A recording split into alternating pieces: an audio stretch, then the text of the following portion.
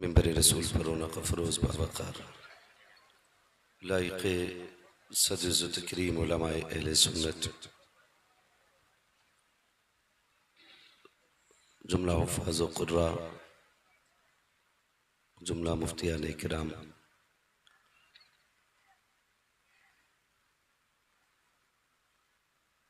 बिलख़ुसूस नक़ीब अहले सुन्नत नाशिर मसलक आला हज़रत हज़रत अल्लामा मौलाना महबूब गौहर साहिब क़िबला दामज़िल्लहुल आली शायर अहले सुन्नत मद्दाह खैरुल अनाम भाई मोहम्मद अली फैज़ी साहिब क़िबला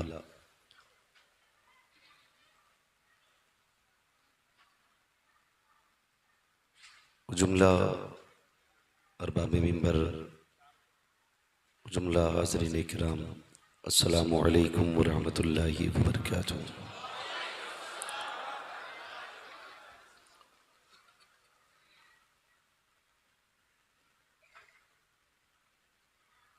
नहमदुहु व नुसल्ली व नुसल्लिमु अला रसूलिहिल करीम अम्मा बअद फ़अऊज़ु बिल्लाहि मिनश शैतानिर रजीम बिस्मिल्लाहिर रहमानिर रहीम व अम्मा बिनिअमति रब्बिका फ़हद्दिस आमन्तु बिल्लाहि सदक़ल्लाहु मौलानल अज़ीम व सदक़ रसूलुहुन नबियुल उम्मियुल मुतीउल मुबीनुल मुईनुल करीम व नहनु अला ज़ालिका लमिनश शाहिदीन व शाकिरीन वल्हम्दुलिल्लाहि रब्बिल आलमीन।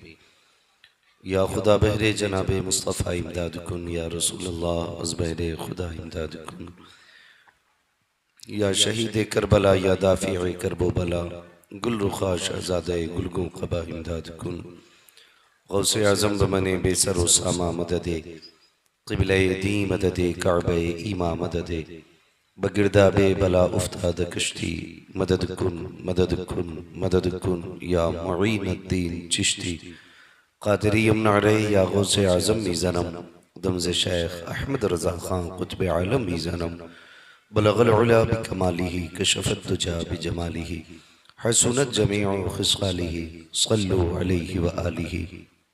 करूँ तेरे नाम पे जाँ फ़िदा न बस एक जाँ दो जहाँ फ़िदा दो जहाँ से भी नहीं जी भरा करूँ क्या करोड़ों जहाँ नहीं।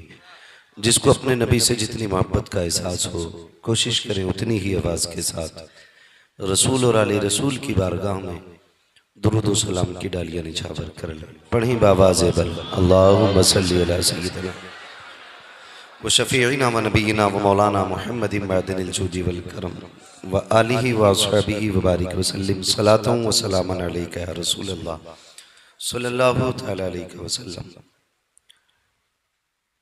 मिंबर रसूल पर उलमाए अहले सुन्नत का नूरानी काफिला जलवगर है और शुरू से आपने अब तक यके बाद दीगरे नात व मनक़बत और तकरीर मुलाहिज़ा फरमाई। आज एक लंबे अरसे के बाद हमारे हम सबक साथी मदरसे के साथी हज़रत अल्लामा मौलाना मुफ्ती नबील अहमद साहब कादरी से एक बड़े मुद्दत के बाद मुलाकात हुई।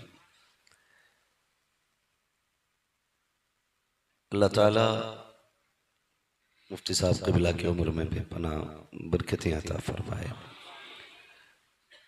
जैसा कि आप हज़रात को ये बता दिया था भाई मोहम्मद अली फैज़ी साहब ने कि इस वक्त किस उलझन में हम हैं और हमने सदर साहब से आते ही कहा था कि हादसा इतना बड़ा है कि कोई गुंजाइश नहीं थी आने की और उज़्र भी हो सकता था अगर हम फ़ोटो वगैरह दे देते।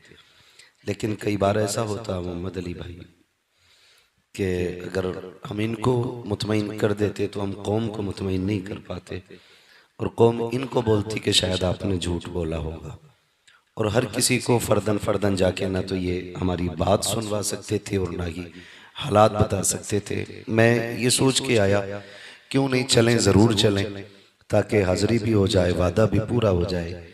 सदर साहब से एक वादा हुआ था कि जल्दी हमें फारिग कर दें ताकि हम पहुँच जाएँ। तो माशाल्लाह इन्होंने काफ़ी कोशिश की अपनी सी, फिर भी मुझे पहले वक्त दिया। मैं एक बात कहूं कि अगर कोई उज़्र पेश करे तो उज़्र मान लिया करे। बच्चे वही झूठ बोलते हैं जिन बच्चों को सच बोलने पे माँ बाप मारा करते हैं। माहौल ऐसा ना बनाए कि आदमी झूठ बोलने पे मजबूर हो। किसी की भी मजबूरी को समझ लेना चाहिए। अल्लाह ना करे किसी के साथ ऐसे हालात आए,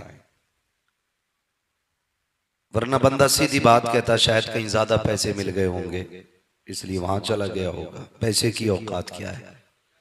हमारे अपनों से ज्यादा पैसे की हैसियत नहीं है, इसलिए कि पैसा मेहनत से खरीदा कमाया जा सकता है, लेकिन अपने मेहनत से नहीं, रब की कुदरत से मिला करते हैं।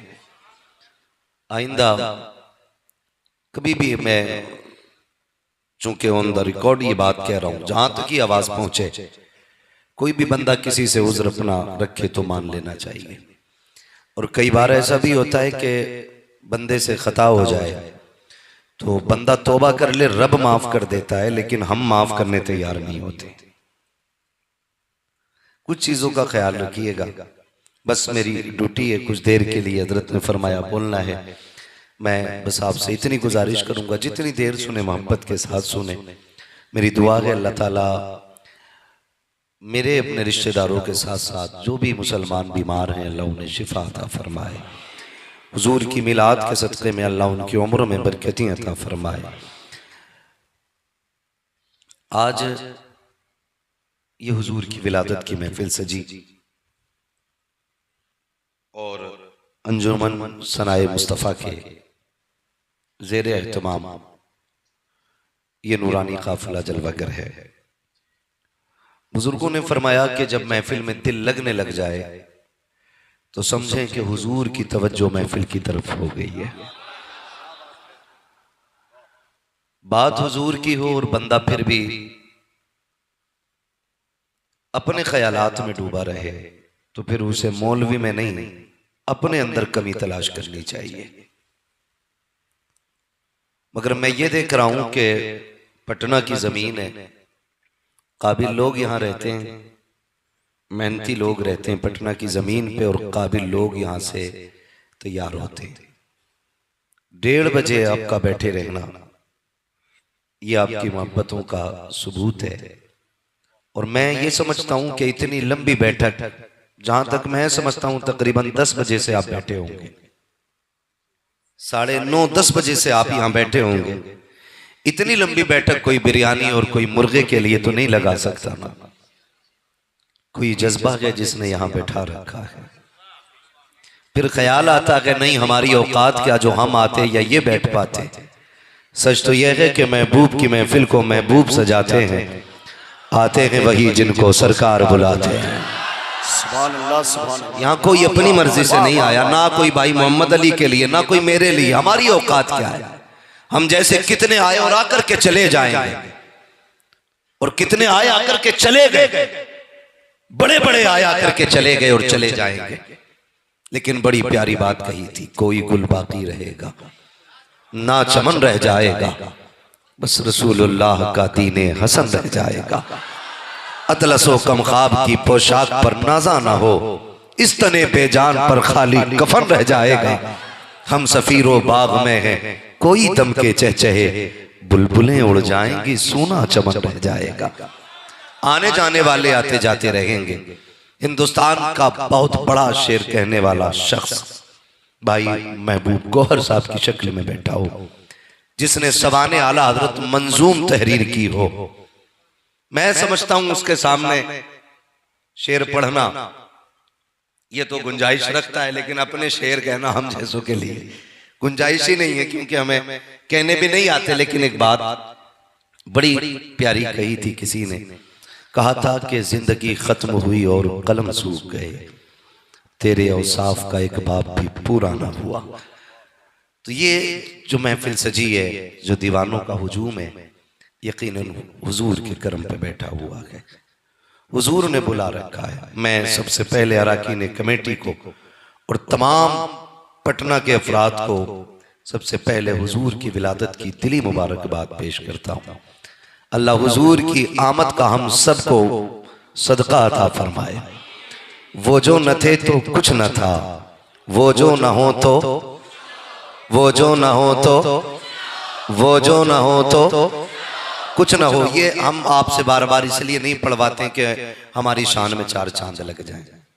हमारी कोई शान नहीं है, कोई शान नहीं है, कोई हैसियत नहीं है। सिर्फ इतनी हकीकत है, तेरे टुकड़ों पे पले गैर की ठोकर पे न डाल, झड़कियां खाएं कहां छोड़ के सदका तेरा। आपसे सिर्फ इसलिए पढ़वाया जाता है ताकि आपका नाम भी हुजूर के सनाखानों में आ जाए, ताकि कयामत में जब हुजूर के सनाखानों को सदा लगे तो सबसे आगे हसन हो, उसी लाइन में पीछे बरेली के अहमद रजा खान हो, फिर साथ में ऐसे ऐसे सना खान हो, फिर इनके पीछे हम जैसे भी सारे गुलाम सना खानों की लिस्ट में आ जाए। कोई कहे मौलवी ये तो ड्यूटी से रोज नात पढ़ते हैं, बड़े बड़े कलाम पढ़ते हैं, कई कई घंटे हुजूर की नात पढ़ते रहते हैं, तो ये तो आ सकते हैं, हमारी गिनती कैसी।